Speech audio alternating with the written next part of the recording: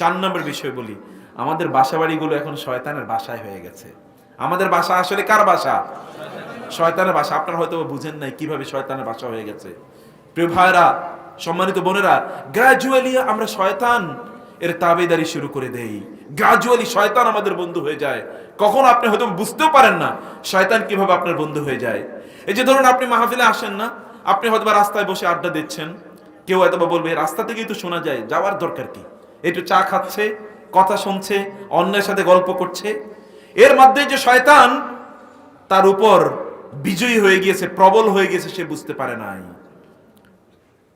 এমন বহু মানুষকে দেখবেন যে আপনি বাসায় গিয়েছে রাতের বেলা, একটু শরীরটা মেজমেজ করে, আচ্ছা ঠিক আছে এশার নামাজটা একটু পরে পড়বো, এরপরে আর এশার নামাজ পড়া হয়?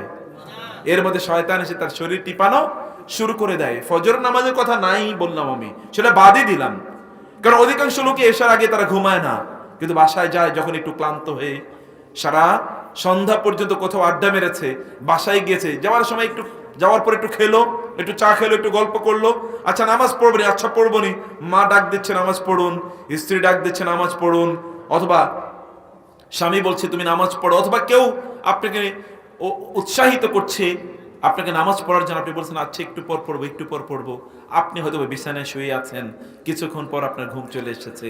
বিজয়ী কে হয়েছে? শয়তান বিজয়ী হয়েছে। গ্রাজুয়ালি, ধীরে ধীরে, আস্তে আস্তে শয়তান আপনার উপর বিজয়ী হয়।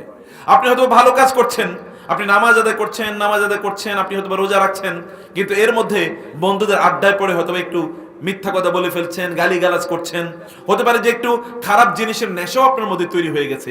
মাঝে মাঝে একটু সিনেমাও দেখেন, শয়তান বলে আরে তুমি কি আর অমুকের মতো খারাপ হয়েছো নাকি, তুমি তো আর অমুকের মতো খারাপ না, তুমি তো একটু হলো তার চেয়ে ভালোবাসো। শয়তান কিন্তু অলরেডি আপনার উপর বিজয়ী হয়ে গেছে, শয়তান অলরেডি তার বন্ধু আপনাকে বানিয়ে ফেলেছে। গ্রাজুয়ালি, ধীরে ধীরে শয়তান মানুষকে তার বন্ধু বানিয়ে নেয়। ছোট ছোট কাজগুলো আপনি হয়তো মনে করছেন এগুলো কোনো খারাপ কাজ না, আপনি তো ভালো কাজই করছেন। হজ করে এসেছে কোন একজন ব্যক্তি, হজ করে আসার পর তার মধ্যে চিন্তা তৈরি হলো আমার তো হজের মাধ্যমে সব গুনাহ মাফ হয়ে গেছে, আচ্ছা ঠিক আছে আস্তে আস্তে আস্তে আস্তে আমি ঠিক হয়ে যাব, ভালো হয়ে যাব আস্তে আস্তে, হজের মধ্যে তো গুনাহ মাফ হয়ে গেছে। এখন আসার পরে তিনি আবার আগের মতো করে ছোট্ট ছোট্ট করে একটু অপরাধ করছেন। প্রথম দিকে ফজরের নামাজে অংশগ্রহণ করতেন, সকল নামাজে তিনি যেতেন, সকল জামাতে অংশগ্রহণ করতেন, লোকজনকে দেখলে সালাম দিতেন, দাড়িগুলো হজ থেকে এসে এখনই কি আর দাড়িটা কাটা যায়? 1 মাস পরে দেখা যাচ্ছে এখন কি তিনি সফা, একেবারে সাফ, এক ফোঁটা দাড়িও তার নাই। হিজাব তিনি করেছেন, এখন আর তার গায়ে হিজাব নাই। তিনি আগে ফজরের নামাজগুলো তিনি জামাতে পড়তেন, এখন ধীরে ধীরে ফজরের নামাজ মিস হয়ে যাচ্ছে, কয়েকদিন পরে দেখা যায় তার নামাজই ছুটে যাচ্ছে। এরকম আছে কিনা? এরকম আছে। গ্রাজুয়ালি, ধীরে ধীরে ধীরে ধীরে শয়তান আমাদেরকে তার বন্ধু বানিয়ে নেয়। আবার ধীরে ধীরে আল্লাহ তাআলার বন্ধু আপনাকে হয়ে যেতে হয়। উলাইকাল মুকাররাবুন, মুকাররাবুন শব্দটি আপনাদেরকে বোঝা দরকার। মুকাররাবুন শব্দটি এটি এসেছে এমন একটা মাদ্দা থেকে, মানে এমন একটা ভার্ব, এমন একটা ক্রিয়াবাচক শব্দ যার মধ্যে আছে আস্তে আস্তে, ধীরে ধীরে, আস্তে আস্তে ধীরে ধীরে। আল মুকাররাবুন, একদল লোক ধীরে ধীরে আল্লাহ তাআলার বান্দায় এবং আল্লাহর বন্ধুতে তারা পরিণত হয়। কিভাবে হয় জানেন? আল্লাহ তাআলা তার উপর 5 ওয়াক্ত সালাত আদায় করে, সালাত ফরজ করে দিয়েছেন, তিনি 5 ওয়াক্ত সালাত পড়েন, তিনি নিয়মিত সালাত আদায় করেন।